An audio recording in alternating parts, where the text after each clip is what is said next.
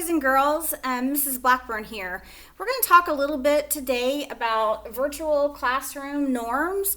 Norms are like things that are rules that need to be done every day and all the time so that things run smoothly. So we're going to talk a little bit about some virtual classroom norms for Zoom. So something that I need you all to do whenever we go to Zoom, and we will be using Zoom every day from 2 to about 3 o'clock. That will be your attendance. It'll also be a time that we can check in and say hi. If you have questions on any assignments, if you're having trouble with one of your devices, if you are having trouble with an assignment. For example, we're going to be using a digital notebook, and I'll have a little video on how to use that and access that as well. That would be a time to talk to me about that, and it'll be live, so that will be fun.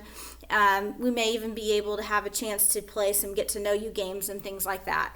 So with Zoom, one of the things I'm going to need you all to do is you'll be sent an access code. And all you have to do is click on the link, so it's super easy if you haven't used Zoom before. And that link, as soon as I open up the Zoom, you'll be able to start right away. But I will definitely need you to mute your microphone. Now, why do you think that I would need you to mute your microphone as soon as you get onto the Zoom? Why do you think that would be? It's not that I don't want to hear you. I do, and I know we're all excited, especially if you see some people that you may know. There could be up to about 30 or so of us on there at a time. So that's a lot of people. And if everyone's talking at the same time, or let's say that you're at your house and you have dogs barking, or maybe you have a brother or sister that's going by, or maybe a family member walks in the room, it's really distracting. So I need all of you to mute your microphones, and then we can do something like, it's kind of like this is up for discussion right now. You can raise your hand like we do in class if you have something to say. There's also a chat box where you can type something in if you want to say something to me, and I will be checking that as we are Zooming. And then there'll be times when I'll say, hey, does anyone have something that they need to say right now? So just raise your hand or type it in, and then I can unmute you or tell you, hey, so-and-so, this would be a great time to unmute your microphone and share with everyone else what you have to say. So that's how a Zoom norm that is really important that we have.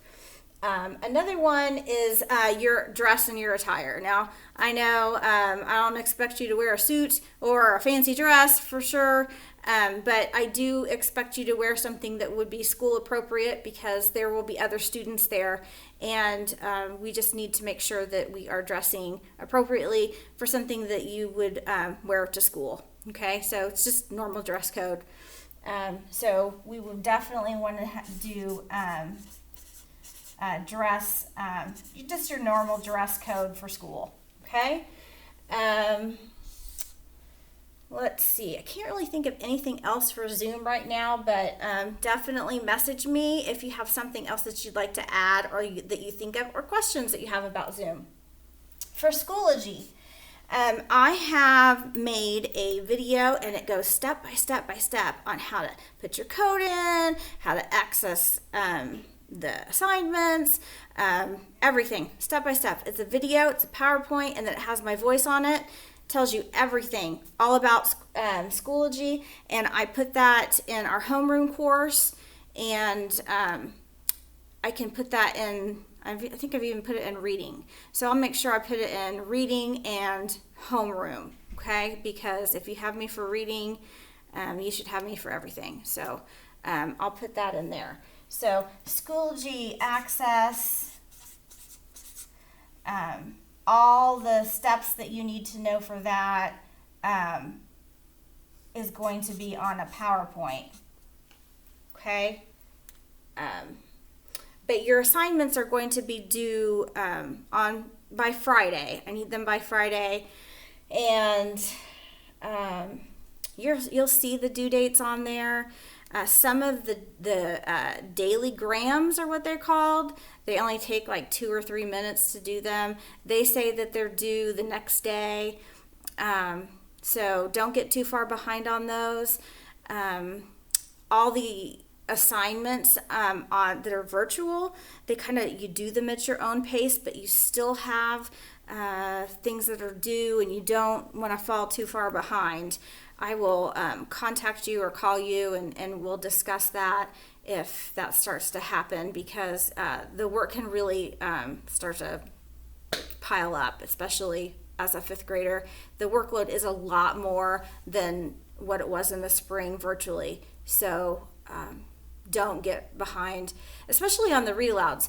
The read-alouds, I'm having a hard time keeping up with reading all the books that I need to. They've given us at least 2 books a day to read aloud to you. The books have to do with the lessons. So if you don't listen to the books all the way, or you get behind on the read-alouds, that's going to be a problem as well. So make sure that you definitely are listening to the books all the way. They're great books. They really are. They're very interesting. And just make sure that you are taking the time to listen to the stories. Okay? Reading and writing. I want to talk a little bit about what you think you need to do to be doing your very best at home. What I would make sure you do, I put a schedule on Schoology. It is in your homeroom course. I can also upload it into reading. A lot of your parents asked for it. It's just a good idea to get in a routine. It has a suggested, get up about 7:30, 8 o'clock. Make sure that the night before your devices are all charged. They're ready to go. About 10, 15 minutes before you get started, it talks about what you should start with. Suggested was, of course, I said to start with reading and writing and language because, I'm the reading language arts teacher. But it says to do your warm-up, your daily gram. Again, that should only take a couple minutes.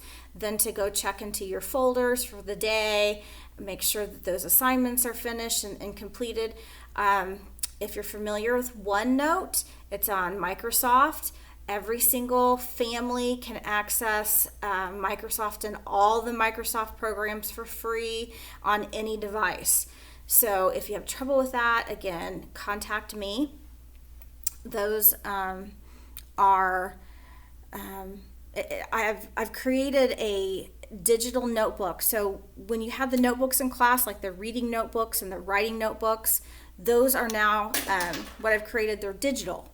So they're really very cool because we can put videos in them. You can type whatever you want in them. You can add illustrations.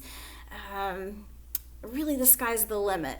So instead of just writing things in class in a notebook, now you're able to access the internet and put all these cool things in your digital notebook and share it with me, and we can communicate back and forth. So keep your fingers crossed. I'm really hoping that they work well and that you're able to access them because I'm very excited about that. So think about that space, that quiet space where you can focus on your work, same time. Try to not have any other distractions with pets or siblings or the television or anything else, and have that quiet spot. Get into a routine. Like I said, I have uploaded a schedule. Okay? And again, if you can think of any other things that you'd like to add to our virtual classroom norms, definitely I'm open and willing to hear those.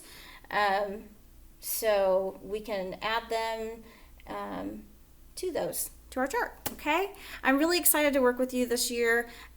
We can also talk a little bit later on about transitioning into the classroom. Hopefully that's going to be pretty soon, and I can see you in person, and we can talk about what that transition is going to be like and how things are going to be when you're here in the classroom.